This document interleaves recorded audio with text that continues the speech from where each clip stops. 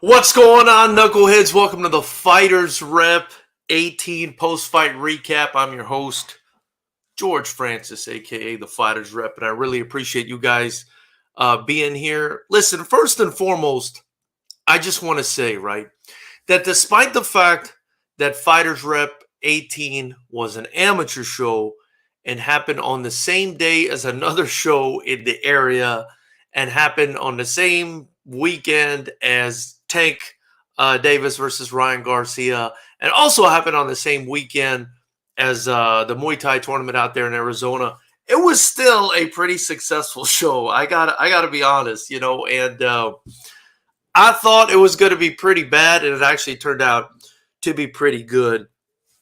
And I just want to thank all of you guys for coming out, and I appreciate everyone that participated in Fighters Rep 18, everyone that came out, the fans especially of Knucklehead Nation, all the fighters and camps that actually stuck to it, did what they said they were going to do. I mean, do you believe this? I'm actually like sitting here now congratulating people for doing what they said they were going to do. That's how crazy it's gotten in the community. And just thank you to all of you that showed up. I know you put your health on the line, you put your life on the line when you're out there, and it's much appreciated. And at the end of the day, anything I can do to help you, I will. That being said, let's get right into the fights, man. There was some really excellent fights on this card, and we're just going to go in order from 1 through 14. So, first fight of the night, Eric Ibargüen out of Pain Cave Muay Thai versus Steven Facundo.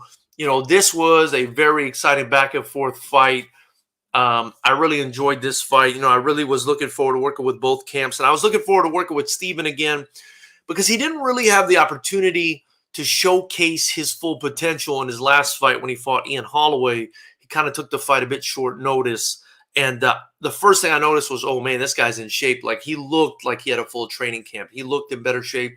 And he came out there and he got the job done against Eric Ibargüen in a very fun, back and forth competitive fight. Both kids looked good out there. They both got a lot of potential. They both got a long way to go in the game, but I'm glad they were out there, and able to get some experience and represent for their teams. So congratulations to the both of them.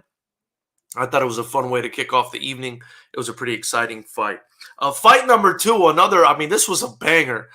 This was Caden Vuong out of HB Fight Club, who they always bring it, against Yevgeny Budakov, another, guy, another amateur out of Hardworks Fitness, and they always bring it as well. 2 very high-quality gyms going up against each other, and it showed in the fight, man. These guys went after it. I mean, I felt like the first round, Caden was doing a little bit better, using the movement, finding his range.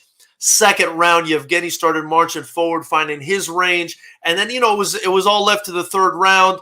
It was back and forth. And then Caden sort of separated himself at the end of the fight, landing a nice knockdown at the end of the fight. I think in the last 10 seconds or so, maybe the last 5 seconds, giving Caden the win. I mean, I think that definitely sealed the deal for him. But, no shame there for Yevgeny. I mean, he really brought it in that fight. Both guys looked really good. These are 2 very talented young men, and I look forward to seeing both of them fight again soon. 2 very, very talented young amateurs. Third, we had Arnold Tovar versus Kenley Awang out of Ekyotin Muay Thai, and Tovar out of Pain Cave. Pain Cave, Tovar looked good, man. Tovar showed out. The fight didn't last too long. I believe it was a first-round knockout for Tovar.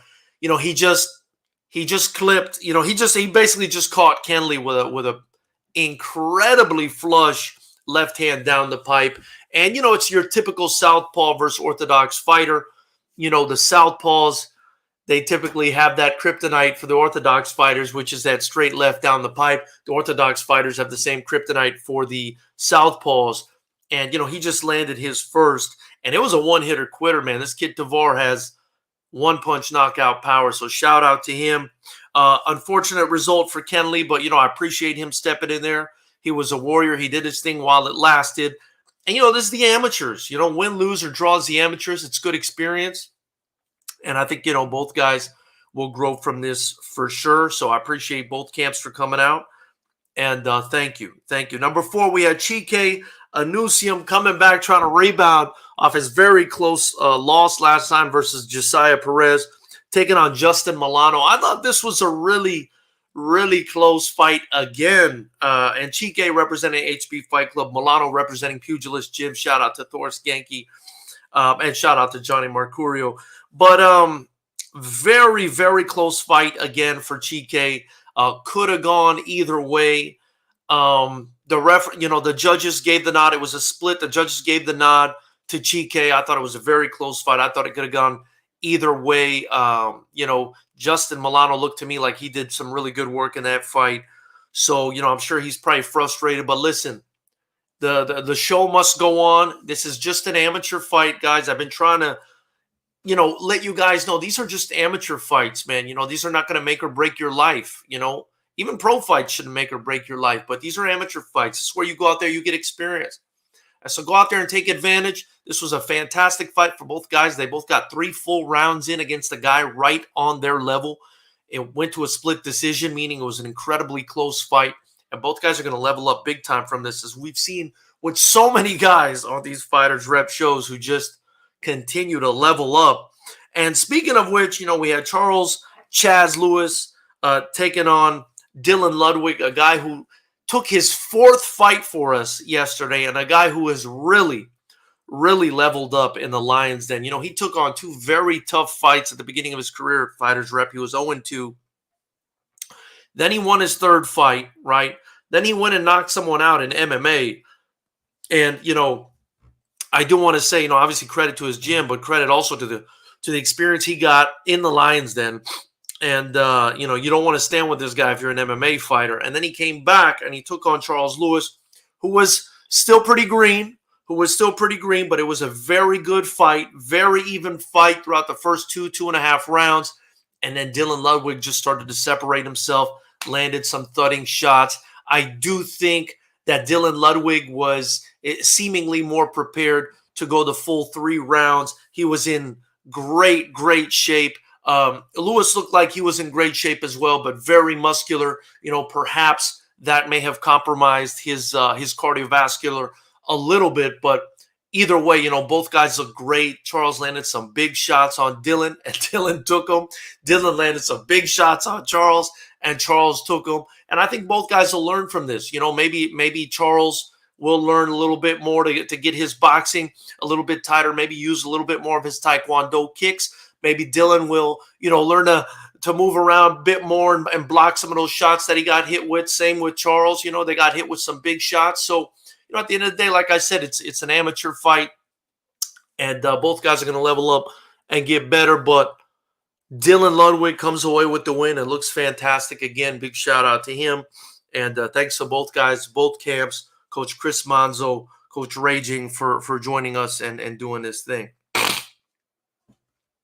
On to the next one, we have Justin Ramos versus Shannon Hill, Squirrel Muay Thai versus CMMA. This was a very fun fight. I do think Shannon Hill didn't really, Justin Ramos didn't really give him the opportunity to get started. Shannon in his last fight for us, he started a little slow and he came on strong in the end. But Justin Ryu Ramos in this fight, just jumped all over him. Didn't give him that opportunity, and I got to say, Justin really looked, for his level of experience, he really looked sharp in there, man. Credit to Cody Sessions, credit to the team over there at Squirrel Muay Thai.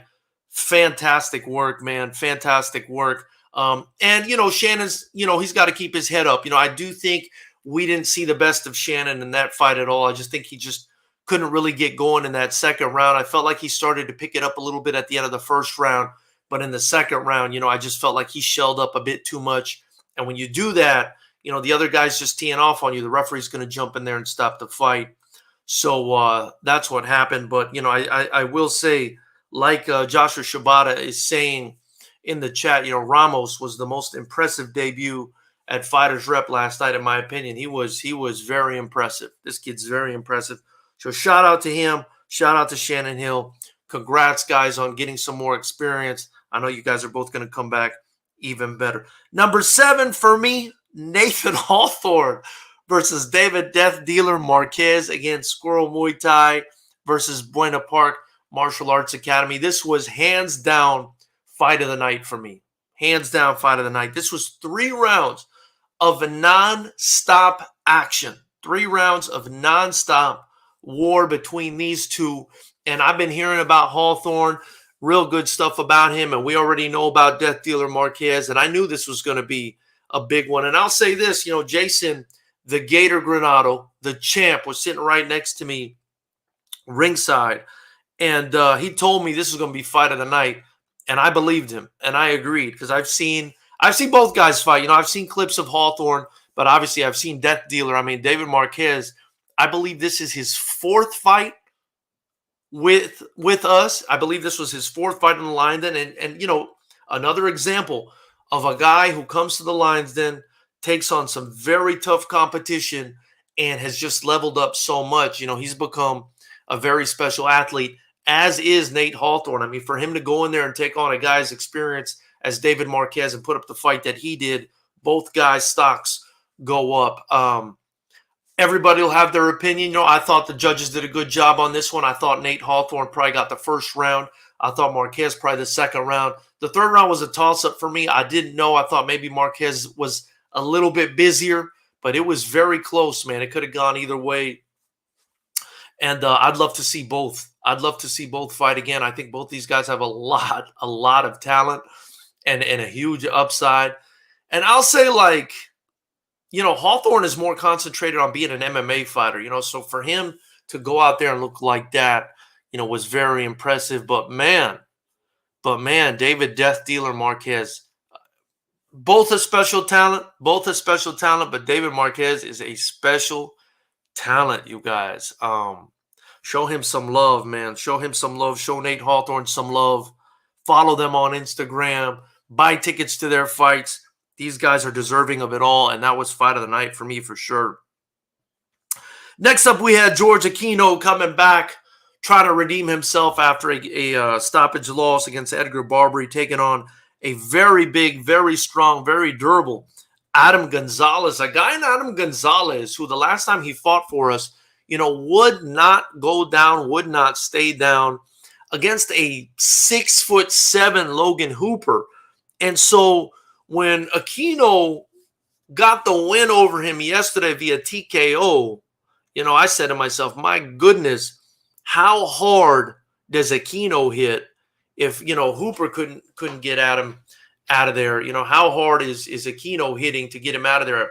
But listen, at the end of the day, I mean, you had 2 guys well over 250 pounds in there. And if either one of them land a punch that's clean, it's over. And I want to say Adam Gonzalez, was doing pretty good work in the beginning of that fight. I just felt like he carried his hands a bit too low, and he paid the price for it. At the heavyweight division, one shot. I mean, really, from what I've seen in FightersRep, any division, one shot can really turn the whole fight around, and we saw a lot of that last night. But especially in the heavyweight division, and I think what happened, Adam just got clipped. And Aquino just, took advantage of that and ended the fight and redeems his loss at the last FightersRep with a beautiful 1st round TKO win. Shout out to him. Big shout out to Adam Gonzalez for coming out there and putting it all on the line. I thought he did a great job while it lasted. Much love to both teams, both guys. I'd love to see them fight again. Joshua Shibata is saying something there in the chat. He says Hawthorne is a true class act after his fight. He's going to come back better. That's something that I noticed about the best guys on the card, specifically guys like Hawthorne and Marquez. These guys are humble. These guys are respectful. And that stuff is very important, because that goes along with your character. How serious are you about this? How serious are you about training? How serious are you about marketing yourself? Are you grounded? What reality do you live in? So I do want to second what Joshua Shibata is saying in there, that, this guy, Nate Hawthorne, man, just a complete class act. I mean, for me, more mature than a lot of the people that I deal with. So shout out to him. And, of course, David Marquez as well, man. What a humble lovely person. And same, of course, with the heavyweights we just talked about, right? Aquino, an incredibly humble guy. Same with Adam Gonzalez. My absolute pleasure to promote guys like that, you know, and that kind of stuff is important. And I'm going to make an announcement at the end of this recap and kind of explain to you guys why that's so important to me. But yeah, so big shout out to Jorge Aquino, Vital Force, and also, of course, Adam Gonzalez, Kings MMA. Benil Dariush was in the house last night. So very cool for them. Arnold Tavares in here says, thanks for the opportunity. Can't wait to come back. Arnold, my pleasure, man. Great job in there. Great job doing what you're supposed to do. And, you know, couldn't have asked for more. So next up was Oscar Leal versus Griffin Rodriguez. This was a fantastic fight as well. We had Oscar Leal with Joe Davidson in his corner. We had Griffin Rodriguez with the great Nolan Tickman out of Kings MMA in his corner, and Griffin brought it, and Oscar brought it, and this was a very good fight. You know, I do think Griffin was just a step ahead throughout the fight, but Oscar was in it, put up a great fight. Future looks bright for both. But I really was impressed by both guys. But I really was impressed by Griffin Rodriguez, man. He was quick. He had great instinct. He had great reflexes, you know, great fundamentals, and beautiful kicks, something Joshua Shibata mentioned in the post-fight. Just absolutely beautiful kicks, great combinations. You know, you could tell Nolan Tickman's been molding this guy, and I love to see this, right? I love to see these prospects coming out of these major camps like Kings MMA, you know, being molded into the future stars of the sport. And again, shout out to Oscar Leal as well. Super humble, super respectful. Same as Griffin. Talented guys. I'd love to see them again. I really look forward to seeing them both again. And just, you know, fantastic fight. Congrats to Griffin on the win. That was a fantastic performance. Really good performance from Griffin Rodriguez. Number 10, Trevor Blakeslee versus Mario Sanchez. You know, this was a tough one for me. You know, Mario, as of right now, is ruled as having the knockout in this fight. But for me, you know, when I was watching the fight, the first round seemed pretty even, and it looked like a punch landed at the bell and then a punch landed after the bell. I felt like the punch may have landed after the bell. That landed after the bell may have compromised Trevor. He was never able to recover from that. And, you know, no, I'm not trying to make excuses for Trevor here. I'm just saying what I saw there. Looked like a punch landed at the bell. Looked like a punch landed after the bell. It looks like that compromised Trevor. He was never able to recover. Mario was able to capitalize and get the knockout. I think, you know, a few of the officials thought it was after the bell. A few of the officials thought it was on time. A few of the people in the audience thought different things. Nonetheless, as of right now, Mario Sanchez has the KO. But, you know, that was a bit of a controversial fight. I didn't love the kind of back and forth that happened between the people in the audience and everything else. But, you know, I'm just going to leave it at that. I like both of these young men. I'm glad they're both okay. Big shout out to the both of them. Keep working hard, the two of you. You know, none of that other stuff matters to me. What matters to me is your health. Are you guys okay? I don't care about the ego stuff or nothing like that. As long as you guys are okay and getting better in the amateur ranks, that's what matters to me. And I'm gonna leave it at that. So big shout out to the both of them, and you know, congrats to Mario for being the winner on that one. Ian Holloway versus Mariano Corona. You know, this one was crazy as well. You know, in the fight before, Mario landed a big knockout in that third round. Trevor went down hard, face first, and the same thing happened in this fight with Ian Holloway versus Mariano Corona. You know, Corona really surprised me. I mean, he's 2-1. The last time he fought for us, he won a decision. He looked good, but not one hitter quitter good. He went out there against an undefeated 4-0 Ian Holloway yesterday and just clipped him. You know, clipped him right in the first exchange. And Ian was just not able to recover. He was just not able to recover. He tried. He showed the heart of a warrior. He did his best. But, you know, this is something I talked about with Coach Derek Collinsworth a world-class boxing coach and friend of mine who's training one of the best boxers in the world, and we call it the clip clause, man. You can predict whoever you think is going to win in any fight, right? But there's always a way out, and it's called the clip clause. Listen, anybody gets clipped, it's over. And that's what happened, unfortunately, to Ian Holloway last night. Fortunately for Mariano, unfortunately for Ian Holloway, Mariano just landed a good shot, got the standing 8 count, and pressed the action. He saw Ian was hurt, and he wanted to get rid of him. And, as he was backing up, Ian was approaching him. He landed a big right hand and, knocked Ian out in devastating fashion. And that was it. Ian got right back up, to his credit, but that was a big knockout, first round.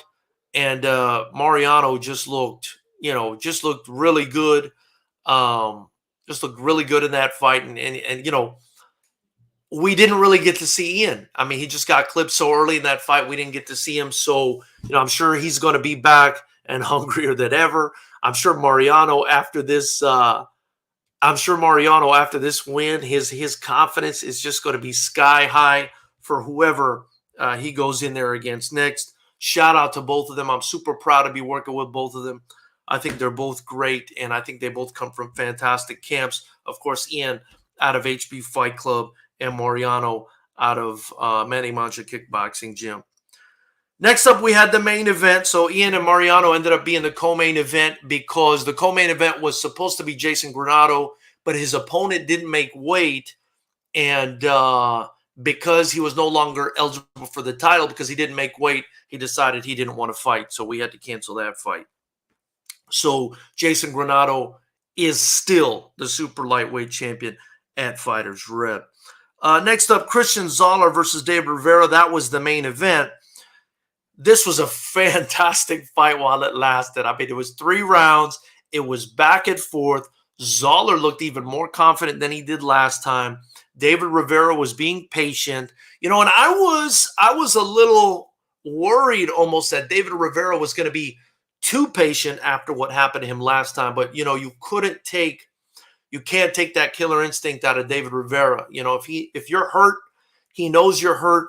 And he's going to come after you. And it was great back and forth action for the first 2.5, 3 rounds. And that third round, David just started landing those big shots. He's got that big power. He's learning from Tyler Wombles. He's learning from Cody Sessions. I mean, just fantastic gyms that he works with. And he was just able to land those shots. He's got Chewy in his corner with the boxing. I thought the difference in this fight. Was the boxing on the inside, and I do think that Raw Talent Boxing, shout out to Coach Chewy, that Raw Talent Boxing, man, is something special that they got over there with the guys at Classic. I felt like just in that middle range, inside range, Zoller couldn't really stand up to David Rivera. I felt like at range he was doing great, using his teeps, using his long punches. But once it got inside there, David Rivera is so hard to deal with because of that Raw Talent Boxing, man. Because of that Classic Fight team, because of that, Cody Sessions X-Fit. So shout out to them. And, of course, shout out to Vital Force. Listen, Christian Zoller is going to come back. He's one of the best. Yeah, he's another guy who I cannot believe how far he's come from his first fight at FightersRep, right? I mean, this guy 4 or 5 fights ago at FightersRep, was wearing headgear and, you would have maybe not thought that he was going to be this good, this fast. David Rivera, too. David Rivera was built at FightersRep. His first fight ever was with FightersRep, an MMA fight, and he stayed with us. And look at him now. He's David Rivera, and Christian Zoller, both guys are kind of like the formula that I went after, right? They were the recipe that I created for fighters at FightersRep. Give them the best fights at the time, give them the most experience you could give them, and they're going to be the best fighters around. And that's what happened to both of these guys. I just kept giving them tougher and tougher and tougher fights that I thought would level them up. And you look at David Rivera now, and I don't care what promotion it is. I don't think any middleweight beats David Rivera. I don't care I don't see any middleweight beating David Rivera, and Christian Zoller is a close second now. Christian Zoller beat him last time. I mean, who knows if they had a trilogy fight at Fighters Rep, what would happen? But as of right now, middleweight division, David Rivera is the man, and I would put him against any other middleweight. Hell, I'll put him against pro middleweights. I would put him against pro middleweights. So shout out to the both of them. Both great guys, both from great teams. And, your stocks will continue to rise. Next up, we had the second to last fight of the evening. Ruben Murrow out of Blackbeard Kickboxing taking on Alex Stowe out of Ironman MMA, Coach Danny Navarro, and, of course, Blackbeard Kickboxing, one of my favorite people in the world, Jason Caldwell. Fantastic fight. Ruben Murrow redeems himself from missing weight in the last fight, comes in on weight, and gets the win, and this is such an important lesson, and a tough win. Alec was no joke. I mean, this was a back and forth fight. And, the reason I want to bring this up, a lot of people think I'm harsh or I'm trying to pick on them or whatever it is. It's nothing about that. When I talk about accountability or professionalism or doing what you're supposed to do or discipline or any of that stuff, it's not for me. It's not for me, right? Because I have that. This is my 18th fight at Fighters Rep. This was Fighters Rep 18. And I've also helped another promotion with 3 of their events. I helped another promotion with 3 of their events. So that's 21 events under my belt. I never once canceled a show. I never once postponed the show. I never once didn't show up. Every time I put my money on the line, every time I put my money where my mouth is, every time. You know why? Because it wasn't just for me. It's because all these people were relying on me. And so that's what I want you guys to understand about this sport. This is a sport which is a community sport. We rely on each other. Our opponents rely on us. Our coaches rely on us. Our fans rely on us. We rely on our opponent. We rely on the promoter. It's everybody's got to work together. And if one piece falls out, it could be disastrous. So when Murrow missed weight last time, I sat there, I had a conversation with him. I told him, listen, what the hell happened? Why are we doing this? He gave me an explanation. He was man enough to face me about it. We talked through it. He came back this time. He made weight. You could tell he worked hard. So did Alex Stowe. Fantastic fighter, by the way. Murrow went in there. They went back and forth. It was a battle. It was a war. And Murrow got the win, man. And that's it, man. You could either come in unprepared, undisciplined, and lose an opportunity or have no opportunity at all, or you could come in prepared, ready to go, and be a winner, man. And that's it for me, man. Like, I don't care about nothing else. I'm not in this to hurt people's egos. I'm not in this to hurt people's feelings. It's just, unfortunately, people in the fight game have huge egos. A lot of them are very sensitive. And, they don't like to be told what to do or anything like that. But as a promoter, I'm kind of an advisor as well, because I'm putting you guys in there. At least my purpose as a promoter was to put you guys in there with somebody on your level to advance your career. Like, that's what it's about. There's never been a setup fight at Fighters Rep, ever. There's never been an A side or B side at Fighters Rep, ever. It's always been, for me, trying to maintain the integrity of the sport by putting the best guys against the best guys that were available at the time to make them both better, and especially to push the people that were serious about selling themselves, marketing, fighting, having a future in the sport. That's what it was all about. So that's why I like this Ruben Murrow fight really stuck out to me, because, there was an issue. We worked through it. He made weight. And he went out there and won, man. It's simple. It's simple. It's do what you say you're going to do, and you're going to get the result you want every time, or at least almost every time. And then the final fight was Jerry Granado versus Sergio Rodriguez. Shout out to Sergio. He moved up in weight to take on Jerry, but he was more experienced. So shout out to Jerry for taking the fight against a more experienced guy. This was actually a good fight.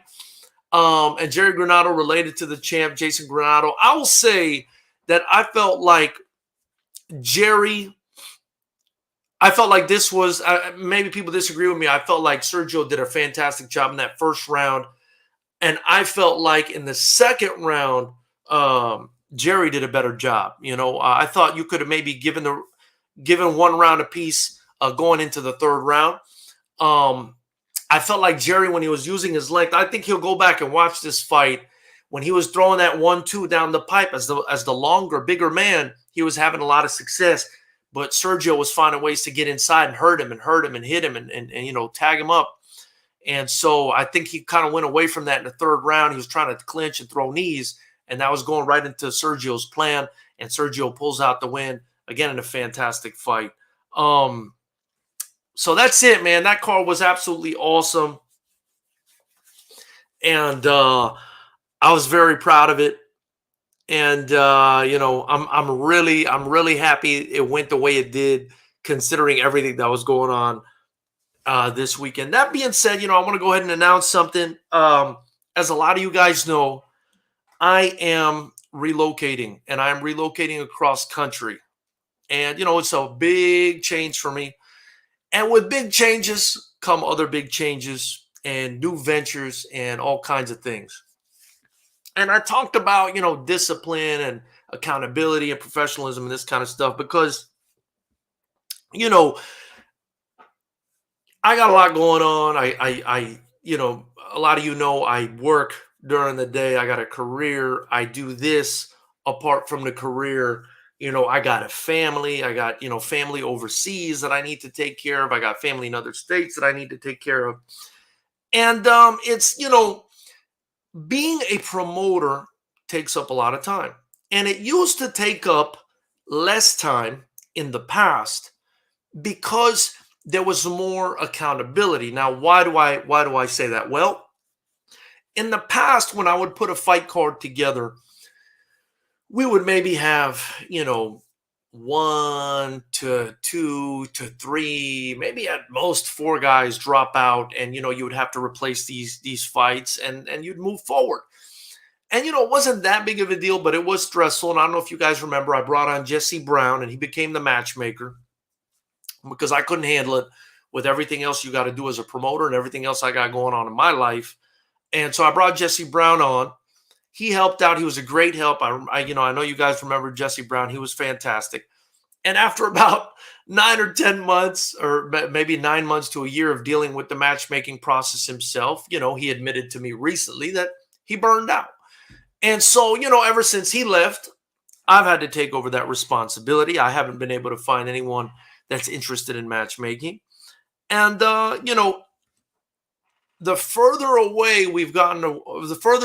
along we've gotten away from COVID, the less of that COVID rush is still around. And so people don't really want to fight so bad anymore. I guess people don't mind making excuses so much anymore. I don't know if it's a generational thing. As time is going on, people are less committed or less accountable or whatever it is. But it's gotten to the point, especially with the last couple shows, where, it's been a 33 to 50% pullout rate on these cards. 33 to 50%. And I'm getting that number. What I'm doing is I'm taking the total amount of fights you can have on a card now, which is 18. So that means there's a maximum of 36 fights you can have on a card. 36 fighters. 18 fights, 36 fighters. Now, if half of 36 would be 18 fighters. So if 18 guys fell out, that would be 50%, right?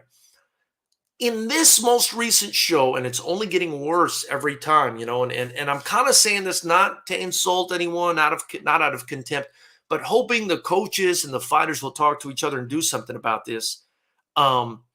It's gotten to the point where in this last show, we've had the most pullouts that we've ever seen. It was 15 pullouts. And that's only as far as I can remember. I started keeping track, and because I just couldn't believe how many there were, and I just remembered 15. There may have well been more. So we're talking about a 40 to 50% pullout rate in the community. And when you got all this stuff going on like I do, and you got a couple different jobs and everything else, and you're putting all this work in, and these people are just pulling out on you and flaking out on you left and right, it becomes a situation where, well, first and foremost, you gotta spend time on the phone and on the, with coaches and everything else trying to replace these fights. So the past 2 or 3 shows, it's just been a situation where I'm all day long on this thing. I'm on this thing all day long, replacing fights. And regardless of how much money the promotion's making or the success, I mean, at some point, you look at the phone and you don't want to look at it anymore. And so, what I'm trying to say is the lack of commitment has forced me to put in so much more work to replace fights that I'm burned out, among other things.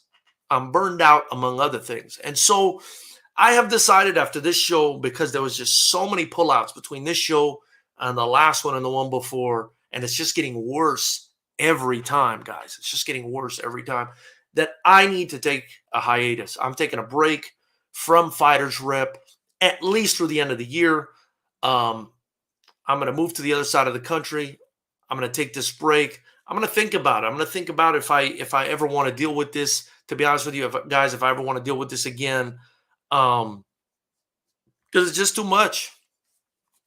It's just too much for a grown man to sit on the phone 5 or 6 hours a day trying to replace people that are just non-committal, that are not committed to doing what they said they were going to do. So it's just, the culture's just gotten out of hand. I do think, like I put on Instagram today, the commissions need to be a bit more heavy-handed. And I just don't have the bandwidth. I just don't have the bandwidth. The only matchmaker I hired that I was able to find burned out as well. And it wasn't even that bad back then. I mean, it's gotten so much worse since COVID has worn off, where it's just, 50, you're talking about 15 dropouts. You're talking about half a card, and it's just not something, I asked the question on Instagram, as a business person, would you invest in something like that? Would you invest in a community that's going to drop out on you 40 to 50% of the time? I didn't see anyone say that they would. And so, I'm going to need a break. I'm going to need a hiatus. I do, if there's anything I can do for you guys going forward, since I'm not going to be putting on shows at least through the end of the year, and who knows, maybe permanently, let me know, reach out to me. I'm happy to help you with whatever I can. I want to thank all of you. If this is it, I want to thank all of you. I want to thank you for allowing me to be part of your journey. I want you to know that it was never all about me, kind of self-centered thing, whatever you guys may think about me. I got some, dummies that say stupid stuff about me on social media, but it's never been about that. I've always tried to just coach you guys up into being more responsible, because I feel like that would get you further along in your career, especially if you were serious about it. But, some people are easily affected by what others say. Some people are just too lazy. Some people think I shouldn't take this so seriously. I don't know any other way. I either do something correctly or I don't. I don't like to half-ass stuff. So that's where I'm at. Let me know what you guys think in the comment section below about this event. And we'll be in touch soon. We'll be in touch soon. I am going to be taking a bit of a break. I'm going to go under for a little bit under the radar. But when I come back, I'll probably still be doing something in the fight game. I'm not sure what it is, but it's most likely not going to be promoting, at least not for a very, very long time. Thank you to everyone who was a part of this. Much love to all of you, and have a great night.